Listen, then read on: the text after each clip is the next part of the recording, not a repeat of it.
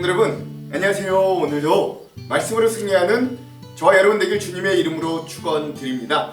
우리 데살로니가전서 여행 함께 은혜 가운데 떠나고 있을 줄로 믿습니다. 우리 지난 시간의 내용을 한번 기억해 볼게요.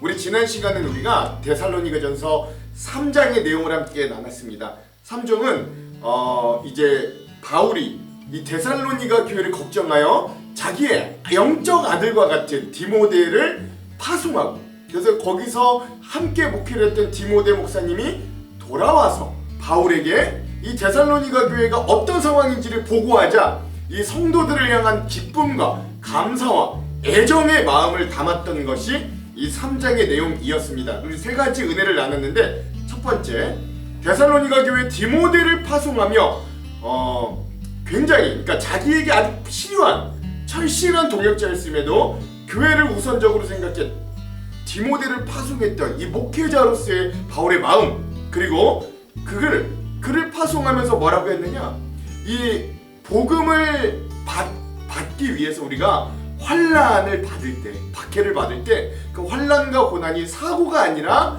이건 우리의 사명이다, 이를 위하여 우리가 사명자가 되었다 라고 말해주는 바울의 모습들을 보면서 오늘 우리도 고난을 없애려고 복음을 받아들이는가, 아니면 고난 중에도 소망을 잃지 않기 위해 이 복음과 믿음 가운데 사는가를 한번 되돌아보는 시간들을 가졌고요.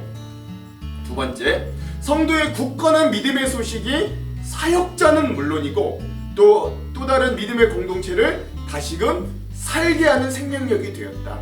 그래서 이 데살로니가 교회를 파송했던 디모데 목사님이 돌아와서 이 바울에게 다시금 데살로니가 교회가 박해와 어려움 가운데서도, 그리고 얼마 되지 않아 우리가 떠나왔음에도 불구하고 그들이 여전히 믿음의 모습이 본이 되고 많은 형제에게 사랑을 전하고 그리스 전 지역에 본이 되는, 그렇죠, 믿음의 역사와 사랑의 수고와 소망의 인내를 삶으로 보여주는 그런 교회가 되었음을 알았을 때, 이제야 우리가 살겠습니다, 이제야 우리가 숨통이 트입니다 라고 말했던 이 바울의 모습을 보면서, 누군가가 믿음으로 성장하는 모습은 그냥 한 사람이 믿음으로만 성장하는 게 아니라 그 모습을 함께 지켜보는 사역자와 온 믿음의 공동체에게 어떤 생명, 다시금 살아나게 하는 어떤 도전과 생명력을 같이 전해준다는 것도 우리가 함께 나눴고요. 마지막 세 번째, 바울은 주님이 다시 오시는 날을 바라보며 사랑의 넘침과 이 데살로니가 교회 성도들이 거룩함에 흠이 없기를 간구하며 기도했습니다. 바울이 여러 번 다시금 데살로니가 교회로 가고자 애써 노력을 했지만 결국 가지 못했습니다. 여러 가지 박해와 환난 속에서. 그래도 바울은 거면하는 거예요. 우리가 같은 곳, 주님이 오실 그 재림의 때를 기다리면서 여러분들이 그 가운데 사랑의 넘침 그리고 거룩함으로 흠이 없는 자들이 되어서 우리가 그런 주님의 거룩함에 이루는 자들이 되기를 원합니다. 이 데살로니가 교회와 성도들을 놓고 기도했던 바울의 모습까지 우리가 함께 이 세 가지의 은혜를 3장 전체를 바라보면서 함께 나누어 보았습니다.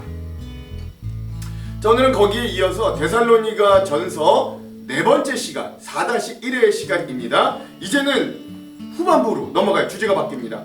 거룩한 삶과 재림에 대한 교훈, 첫 번째 시간이고요. 오늘의 분량은 4장의 전반부인 1절에서부터 12절까지 오늘 우리가 함께 나누겠습니다. 제목을 짓자면 거룩한 삶으로 증명되는 하나님의 뜻.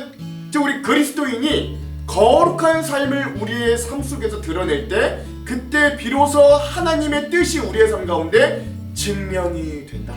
이런 의미이고 이런 제목들이라는 것도 여러분 기억하면서 오늘 말씀의 여행을 함께 떠났으면 좋겠습니다. 자, 그러면 오늘 이 부분에 대해서 우리 두 가지 맥을 짚어보고 이 맥에 따라 내용과 주안점을 한번 나눠볼게요. 먼저 첫 번째, 오늘 본문에 보면 하나님께서 우리 성도들에게 요구하시는 거룩함이라는 게 우리의 몸 또는 우리의 인간관계 그리고 우리 매일의 일터와 일상에서 어떻게 구체화되어야 하는가, 오늘 이 바울의 말씀 권면을 통해서 함께 좀 구체적으로 깊이 묵상해보는 시간이 되었으면 좋겠습니다. 자, 두 번째, 우리 그리스도인들의 단정한 삶이 어떻게 외인들, 여기 외인들이라고 나오는데 불신자들에게 복음에 영향력을 끼칠 수 있는가, 우리가 구체적인 어떤 삶의 적용점들도 함께 좀 나눠보는 우리 그런 시간들이 좀 되었으면 좋겠습니다. 이런 두 가지 맥을 짚으면서 오늘 데살로니가전서 4장 전반부의 내용을 함께 좀 봐볼게요. 먼저 내용을 봅시다.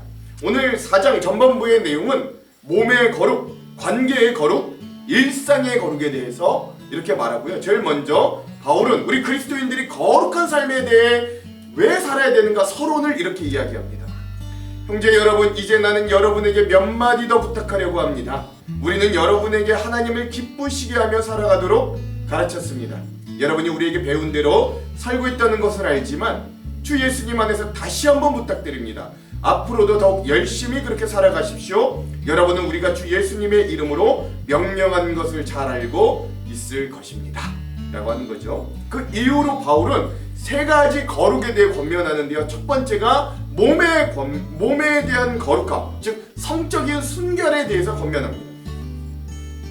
하나님께서는 여러분이 성적인 모든 죄를 피하고 거룩하고 순결하게 살기를 원하십니다. 자신의 몸을 거룩하고 존귀하게 사용하십시오. 육체의 정욕을 따라 여러분의 몸을 사용하지 마십시오. 그것은 하나님을 모르는 사람들이나 짓는 죄입니다. 이런 죄를 지어서 여러분의 형제를 속이거나 그에게 해를 입히지 않도록 하십시오. 우리 주님은 그런 사람을 반드시 벌하십니다. 이 부분에 대해서는 예전에도 여러분에게 경고하였습니다. 하나님께서는 거룩하게 살아가도록 우리를 불러주셨으며 우리가 죄 가운데 사는 것을 원하지 않으십니다. 그러므로 이 가르침에 따라 살기를 거부하는 것은 사람의 명령을 거스르는 것이 아니라 우리에게 성령을 주신 하나님의 명령을 거스르는 겁니다. 라고 이야기합니다. 이 당시 그리스 헬라 지역은 우리가 앞전에 있던 바울의 다른 서신서에서도 익히 들어왔듯이 굉장히 음란했습니다. 성적으로 방종했고 자유한 것이 문화였어요. 특별히 이 문화만 그런 게 아니라 종교적으로도 이 공창이 있어서 예배 행위 자체가 그 우상 신당에 있는 여사제들과 몸을 섞는 것, 성관계를 하는 것이 예배 행위일 정도로 이 그리스 헬라 지역의 문화는 굉장히 음란했다는 겁니다. 그런데 바울은 우리가 그리스도인이 되었다면 우리는 그런 세상의 풍조에 따라가면 안 된다고 하는 거예요. 우리는 몸의 순결을 지킬 수 있어야 된다고 하는 거죠. 우리가 몸의 순결을 지키지 못하면 그건 내 몸만 그냥 어떤 도덕적인 명령만 거부하는 게 아니라 내 안에 역사하시고 일하시는 성령님을 거부하는 일이다. 그렇죠? 성령이 주시는 하나님의 명령을 거스르는 일이다 라고까지 이야기합니다. 우리 이 부분은 우리 주안점에서 함께 좀 깊게 나눠보도록 할게요. 두 번째, 바울이 요구하는 권면은 형제의 사랑에 대한 권면, 즉 관계의 거룩함에 대해서도 이렇게 말합니다. 형제자매를 사랑하는 것에 대해서는 쓸 말이 없습니다. 왜냐하면 하나님께서 이미 여러분에게 서로 사랑하라고 가르쳐 주었으며 여러분이 마케도니아에 있는 모든 사람들을 사랑으로 잘 감싸고 있다는 걸 알기 때문입니다. 앞으로도 더욱 힘써 사랑을 베푸십시오 라고 이야기합니다. 그러므로 우리 바울은 이미 데살로니가 교인들이 서로 사랑한다는 모습들을 너무나도 잘 알지만 앞으로도 잘하라고 권면을 또 하는 거예요. 이게 관계의 거룩함이 사랑으로 드러난다 라고 할 수 있죠. 주안점에서 함께 살펴보고요. 마지막 세 번째 권면은 근면한 삶에 대한 권면, 즉 책임 있는 노동, 우리 일상에서의 거룩함에 대해서도 바울은 이렇게 이야기합니다. 평안한 삶을 위해 최선을 다하십시오. 전에도 말했듯이 여러분 각자의 일을 돌아보고 자신의 일에도 정성을 다하시기 바랍니다. 이렇게 할 때 믿지 않는 사람들이 여러분들을 존경하게 되고 여러분 자신도 부족함이 없게 될 것입니다 라고 이야기하는 거죠. 즉 우리가 사회생활에서 나아가 직장이든 사업체든 세상에 믿지 않는 자들을 만날 때는 우리가 최선을 다합니다. 자기의 일에 있어서는 최선을 다해 일을 하라 라고 하는 거죠. 왜 이렇게 또 말할 수밖에 없었냐면 이 당시에는 잘못된 재림관을 가지고 잘못된 종말관을 가지고 있는 자들이 있었어요. 마치 시한부 종말론에 빠진 자들처럼 이제 곧 예수님 오실 텐데 우리가 뭐하러 그렇게 일을 하냐, 우리가 뭘 그렇게 생계를 위해 애를 쓰냐 라고 잘못된 종말관을 가지고 산업 전선 또는 일터로 나가지 않는 자들이 있었다는 거죠. 그러나 바울은 이야기하는 겁니다.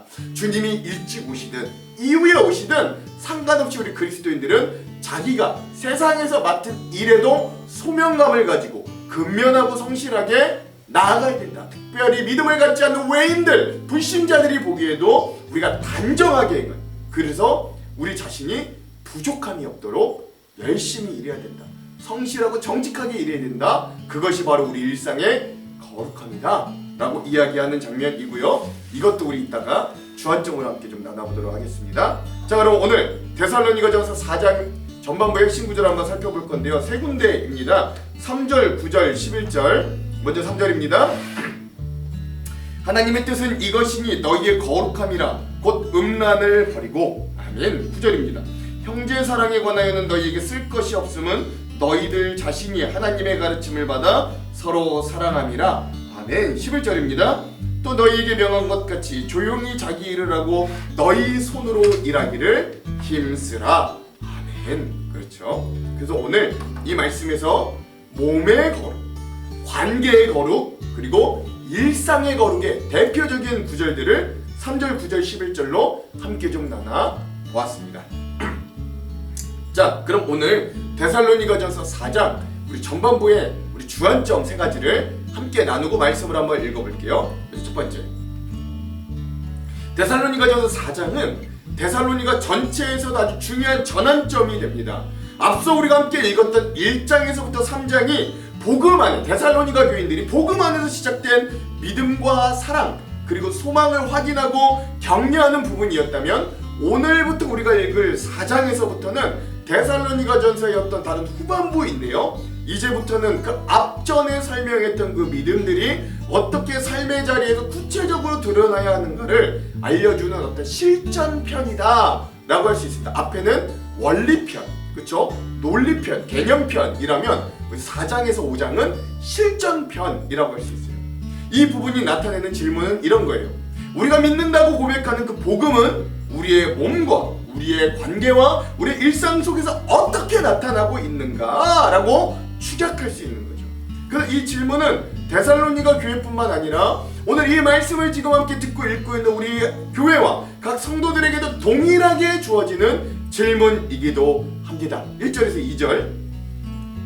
그러므로 형제들아, 우리가 끝으로 주 예수 안에서 너희에게 구하고 권면하노니 너희가 마땅히 어떻게 행하며 하나님을 기쁘시게 할 수 있는지를 우리에게 배웠으니 곧 너희가 행하는 바라. 더욱 많이 힘쓰라.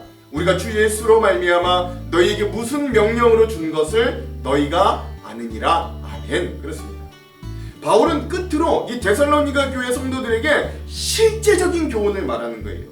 바울은 데살로니가 교회 성도들에게 예수님 안에서 구하고 요청하고 그리고 권면한다고 이야기합니다. 그런데 중요한 사실은 바울은 데살로니가 성도들에게 내가 여러분들에게 권면할 걸 데살로니가 성도들이 이미 우리에게 배워서 알고 있다고 말하는 거예요. 즉, 이 말은 믿음 생활을 처음 하는 것이 아닌 이상, 전혀 예수님 모르고 교회 몰랐다, 맨 처음 교회를 오지 않는 이상, 복음의 내용을 잘 몰라서 우리가 그 복음의 내용들을 잘 살지 못하는 경우는 아주 적다는 것을 우리에게 또 알려주는 장면이기도 하죠. 대부분 진리를 몰라서 못하는 게 아니라 우리가 그 복음을 알지만, 우리가 성경의 내용을 잘 알지만 우리의 욕심이나 나태함으로 인해서 그것들을 지키지 못하는 경우가 대다수라는 말이 되기도 하는 거예요. 그러므로 바울은 이 데살로니가 교회 성도들이 행하는 바, 살아가는 것에 더욱 많이 힘쓰라 라고 권면하고 있는 겁니다.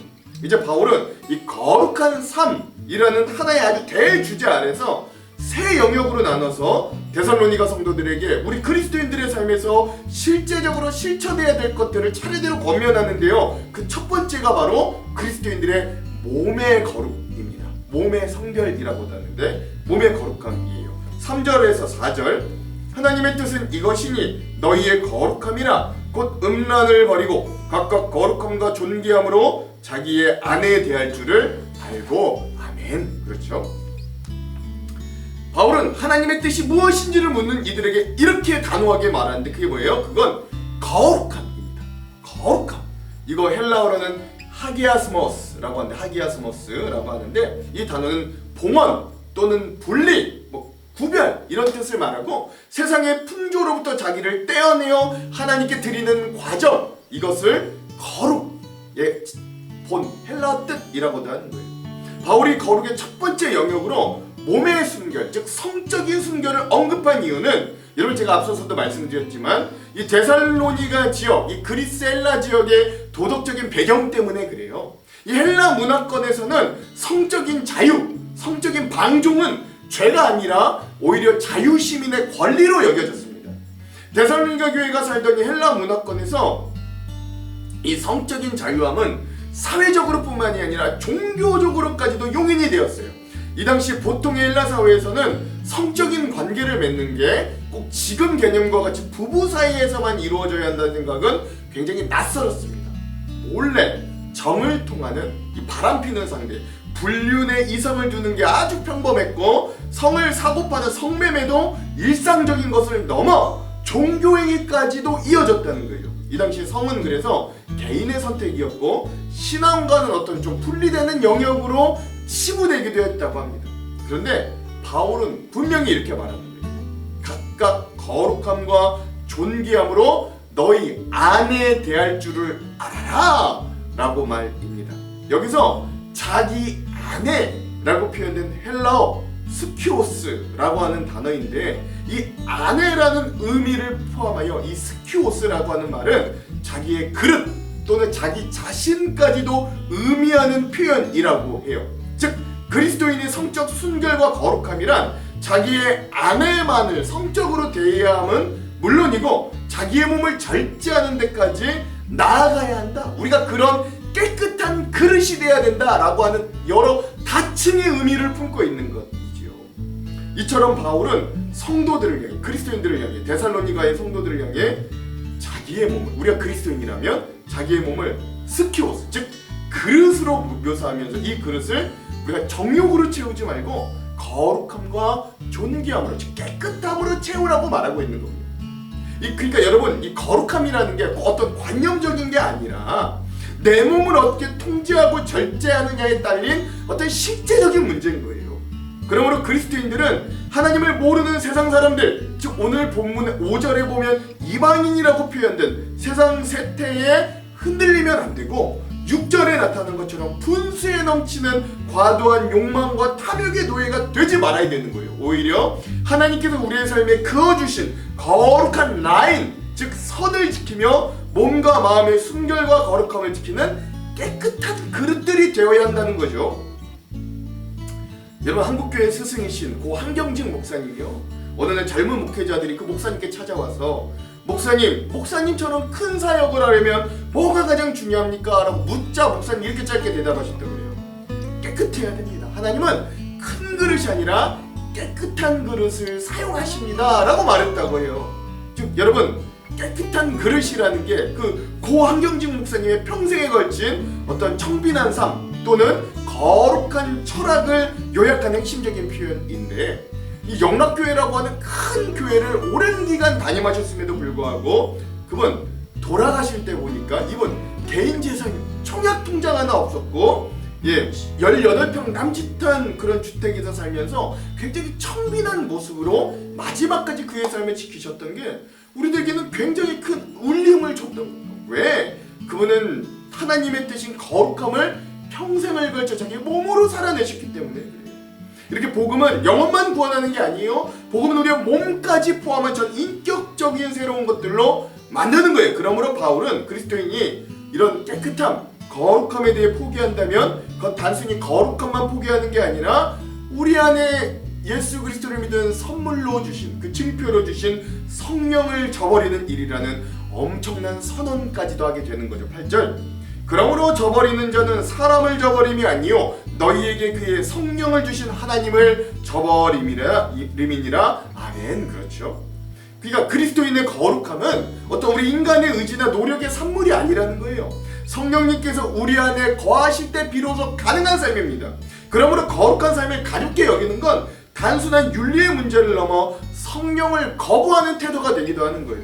오늘날 우리는, 여러분 솔직히 생각해 보십시오. 이 그리스 헬라 지역이 아무리 자유로 방종한다고 할지라도 이 데살로니가 시대보다 더 정교하게 포장된 음란의 시대를 살아가고 있습니다. 근데 여러분, 우리가 거룩을 지킨다는 게, 우리의 순결을, 깨끗함을 지킨다는 건 여러분 뭐 엄청나게 큰 걸 막는다는 의미가 아니라 작은 틈부터 철저하게 막는 것에서부터 우리의 거룩함을 지키는 것이 시작됩니다. 에이 뭐 남들도 다 보는데 뭐 야 이 정도는 괜찮겠지 라는 타협이 성령님의 성전된 우리의 몸과 생각을 마음을 더럽히기 시작합니다.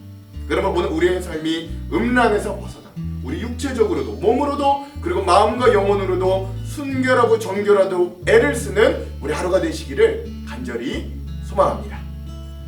두 번째, 다음으로 바울은 형제의 사랑하는 이 관계 속에서 이 관계 안에 거룩함에 대해서 이야기를 이어가요. 9절 10절 형제 사랑에 관하여는 너희에게 쓸 것이 없음은 너희들 자신이 하나님의 가르치심을 받아 서로 사랑함이라. 너희가 온 마게도냐 모든 형제에게 대하여 과연 이것을 행하도다. 형제들아 권하노니 더욱 그렇게 행하고. 아멘. 그렇죠. 사도 바울이 데살로니가 교회를 칭찬하는 이 형제의 사랑은 믿음의 공동체에서 반드시 발견될 수 있는 꼭 나타나야 되는 아주 중요한 거룩함의 어떤 가시적인 모습의 하나입니다. 여러분 교회 구성원은요 하나님을 공동의 아버지로 모시고 있는 자녀들이기 때문에 모두가 서로에게 형제이자 자매로 서로 사랑할 수 있어야 됩니다. 하지만 이게 참 어려운 일이라는 거 우리가 이미 너무나 잘 알고 있어요. 성경은 모든 사람을 하나님 앞에서 죄인이라고 정의합니다. 그 증거 중에 하나를 인간은 내가 아닌 다른 존재를 사랑하기 어렵다는 데서 찾아볼 수도 있는 거예요. 인간은 가장 기본 단위인 우리 가족 안에서마저도 우리는 사랑이라는 개념을 좀 오해해서 모든 것을 내어주는 아가페, 즉 참사랑의 모습이 아니라 그 사랑마저도 나 중심적인 사랑, 자기 만족적인 사랑으로 가족들에게마저 왜곡하는 경우들이 굉장히 많습니다. 그래서 가족끼리도 사랑한다고 하면서 더 깊은 상처를 줄 때도 얼마나 많은지 몰라요. 이처럼 우리는 사실 사랑이 뭔지 잘 모르고 사랑이 아닌 거짓에 집착하기도 하고 또 그게 사랑이라고 스스로를 속이면서 살아갈 때도 많습니다. 하지만 예수님의 십자가 은혜로 복음을 진정 깨달은 사람은 하나님으로부터 참된 사랑을 직접 배우게 됩니다. 본문 오늘 9절에서 말했던 것처럼 하나님으로부터 사랑을 직접 배운다는 건 하나님께서 만드신 새로운 생명의 길을 약속받은 사람들에게 주어진 특권인 거예요. 무조건적인 사랑을 받아봐야만 나도 그런 깊은 사랑이 나올 수 있다는 거예요. 이렇게 그리스도인의 거룩함이란 형제를 사랑하는 관계 속에서 확정되고 확장됩니다. 확정되기도 하고 그리고 확장되는 거예요. 바울은 데살로니가 교회 성도들이 이미 형제 사랑을 잘 실천하고 있다고 인정합니다. 야, 데살로니가 교회 정말 좋은 교회예요. 예, 그리고 내가 더 이상 쓸 말이 없을 정도라고까지 말해요. 그러니까 이 교회 안에는 서로가 서로에 대한 사랑이 넘쳐 흘렀던 거예요. 하지만 바울은 뭐라고 말해요? 근데 여러분 거기서 멈추지 말고 더욱 그렇게 행하라 라고 권면하는 게 중요합니다. 그러므로 바울에게 거룩함이란 어떤 개인적인 정결함 또는 구별됨을 넘어서서 반드시 관계 안에서도 사랑으로 드러날 수 있는 게 거룩함이라는 겁니다. 경건하지만 뭔가 타인에 대해서 냉담한 신앙, 말씀은 내 안에 정확하게 들어왔지만 내가 관계하는 관계들은 깨어진 공동체, 바울은 이런 신앙을 인정하지 않는다고 반대로 이야기할 수 있는 거죠. 성령님이 계신 곳에는 반드시 사랑의 증거가 나타나기 마련입니다. 사실 오늘 우리의 교회에서 능력은 뛰어나고 프로그램들은 잘 돌아가지만 그 안에 사랑이 없어서 서로 갈등하고 씨름하는 수많은 관계들이 있으면 여러분 인정하지 않을 수 없는 불편한 진실이기도 한 거예요. 개인의 신앙 고백은 분명한데 그런 서로를 향한 인내와 이해가 부족한 모습들이 또 그렇습니다. 교회를 사랑하는 마음으로 여러분 서로 막 김장하려고 모였는데 뭐 너는 까나리젓을 쓰냐 너는 새우젓을 쓰냐고 서로 다툰다면 차라리 김장하지 않고 서로 사랑하는 게 낫다. 뭐 그런 말이죠. 바울이 그런 말을 하는 거예요. 사랑이 자라지 않는 공동체는 거룩함이 멈춘 공동체입니다. 그러므로 거룩함이라는 게 사랑하는 관계 안에서 증명되어야 한다라는 걸 기억하면서 나는 교회 공동체 안에서 사랑을 받는 사람인가 아니면 그 사랑을 오히려 흘려보낼 수도 있는 사람인가 좀 되돌아보고 나의 신앙은 관계를 살리고 있는가 아니면 관계 안에서 상처를 남기고 있는가도 깊이 묵상해보는 그런 시간들이 좀 되었으면 좋겠어요. 마지막으로 예수님께서 자기의 제자들에게 가르쳐 주신 이 사랑의 관계에 대한 말씀을 나누며 우리 두 번째 주안점 마무리하려고 합니다. 요한복음 13장 34절에서 35절이에요. 새 계명을 너희에게 주노니 서로 사랑하라. 내가 너희를 사랑한 것 같이 너희도 서로 사랑하라. 너희가 서로 사랑하면 이로써 모든 사람이 너희가 내 제자인 줄 알리라. 아멘. 세 번째입니다. 마지막으로 바울은 매우 현실적인 권면을 합니다. 그건 바로 세 번째 거룩한 일인데요. 그게 어디냐? 일상에서의 거룩함인 거예요. 11절. 또 너희에게 명한 것 같이 조용히 자기의 일을 하고 너희 손으로 일하기를 힘쓰라. 아멘. 그렇죠. 여러분, 데살로니가 교회에는 형제와 이웃을 사랑하는 아름다운 모습이 있었어요. 그러나 세상의 모든 교회가 그렇듯 이 교회도 완벽한 교회는 아니었습니다. 데살로니가 교회의 어려움은 그 성도들 중에 일부가 사회적으로 또 공동체적 구성원으로 자기의 노력으로 일하는 것 자체를 거부하는 사람들이 있었다는 거예요. 그러니까 세상적인 직업 갖기를 거부했던 사람이 있었다는 거죠. 왜? 그들이 현실적인 일에 동참하지 않았던 이유는 바로 잘못된 종말관을 가졌기 때문입니다. 시한부 종말관이라고 그러죠. 즉 예수님께서 곧 오실 것인데 무엇하러 열심히 이 땅에서 일을 하는가? 라고 하는 잘못된 오해들이 있었던 거예요. 그들은 예수님이 재림이 임박한 줄로 생각해서 아예 생업을 버리고 교회 안팎에서 무질서한 분위기들을 막 조성했다고 합니다. 이런 사람들을 향해 사도 바울이 전하는 메시지는 매우 구체적이고 단호하였어요. 우린 주변에도 소위 영적인 것을 추구한다는 이유로 오늘 내가 밟고 있는 땅의 현실과 책임을 무시하는 사람들이 종종 있습니다. 교회에 믿음의 현장으로 좀 도피하는 사람들도 여러분 가끔 종종 보게 됩니다. 이런 신앙의 모습은 겉으로는 신실하고 영적인 것처럼 보이지만 실제로 그러한 사람들을 만나고 오히려 그 삶을 깊이 들여다보면 하나님과 신앙에 대한 모습이 성경이 말하는 바와는 좀 다른 경우들을 종종 발견하게 됩니다. 예를 들어 가정과 자녀를 돌봐야 하는 부모가 어떤 일도 하지 않고 그 집에서 그냥 기도와 성경만 보고 있다면 여러분 그 가정 어떻게 됩니까?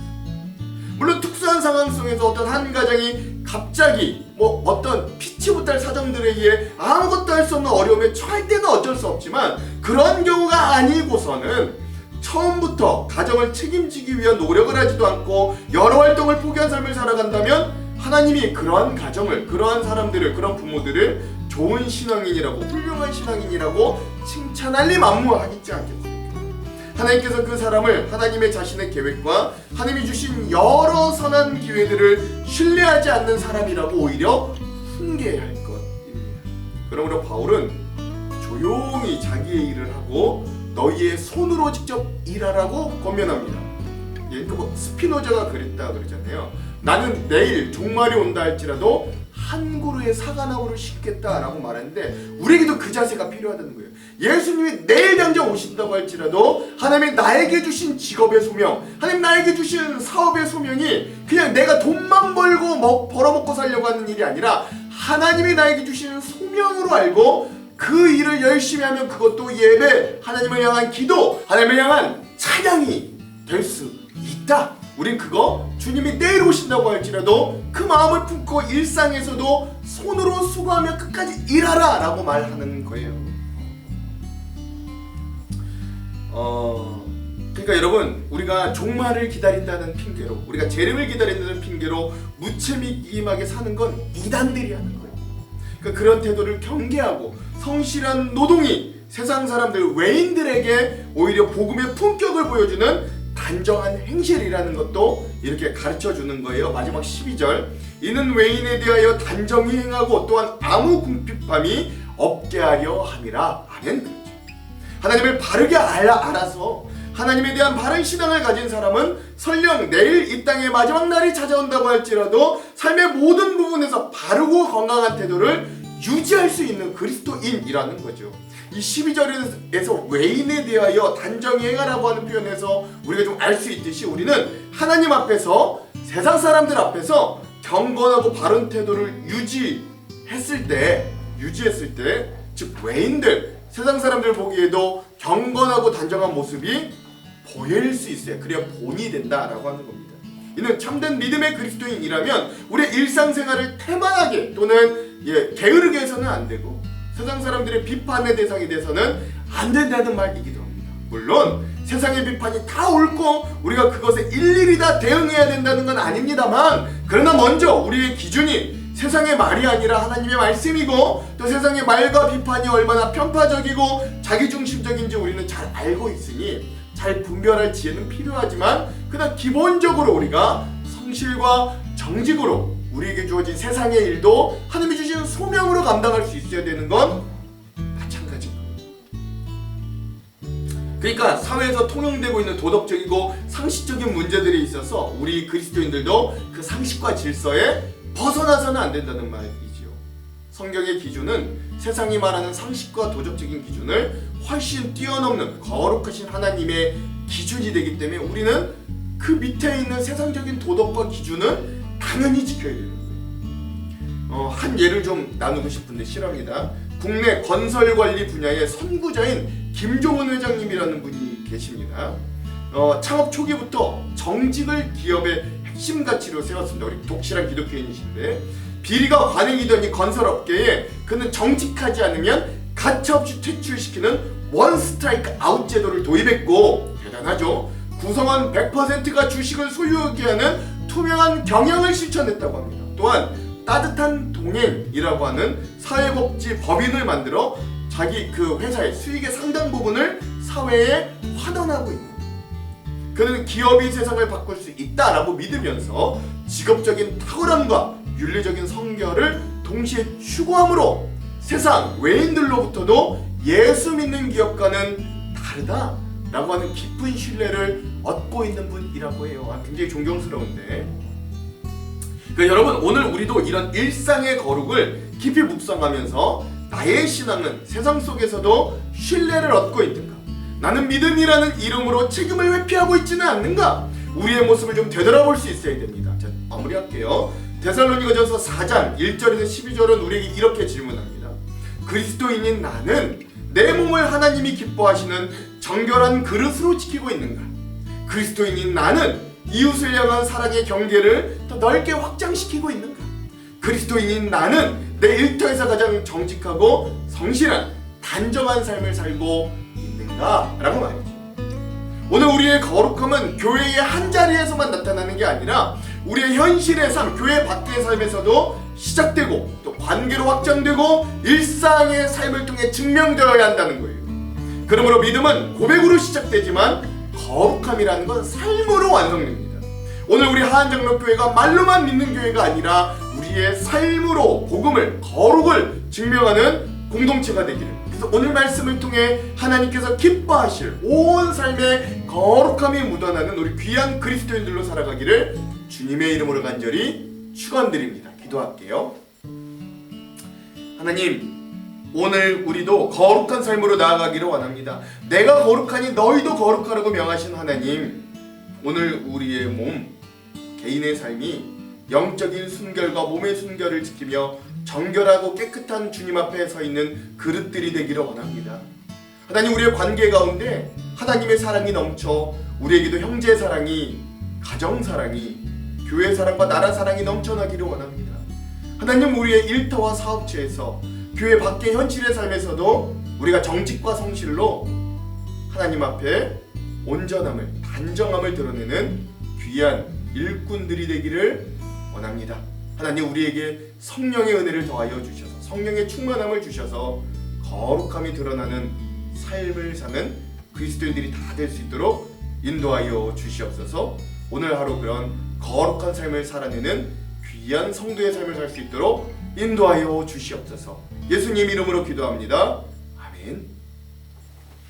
그럼 사랑하는 성도 여러분, 오늘 하루도 말씀으로 승리하십시오. 사랑하고 축복합니다. 화이팅! 제4장. 그러므로 형제들아, 우리가 끝으로 주 예수 안에서 너희에게 구하고 권면하노니, 너희가 마땅히 어떻게 행하며 하나님을 기쁘시게 할 수 있는지를 우리에게 배웠으니 곧 너희가 행하는 바라 더욱 많이 힘쓰라. 우리가 주 예수로 말미암아 너희에게 무슨 명령으로 준 것을 너희가 아느니라. 하나님의 뜻은 이것이니 너희의 거룩함이라. 곧 음란을 버리고 각각 거룩함과 존귀함으로 자기의 아내 대할 줄을 알고 하나님을 모르는 이방인과 같이 세욕을 따르지 말고 이 일에 분수를 넘어서 형제를 해하지 말라. 이는 우리가 너희에게 미리 말하고 증언한 것과 같이 이 모든 일에 주께서 신원하여 주심이라. 하나님이 우리를 부르심은 부정하게 하심이 아니요 거룩하게 하심이니 그러므로 저버리는 자는 사람을 저버림이 아니요 너희에게 그의 성령을 주신 하나님을 저버림이니라. 형제 사랑에 관하여는 너희에게 쓸 것이 없음은 너희들 자신이 하나님의 가르치심을 받아 서로 사랑함이라. 너희가 온 마게도냐 모든 형제에 대하여 과연 이것을 행하도다.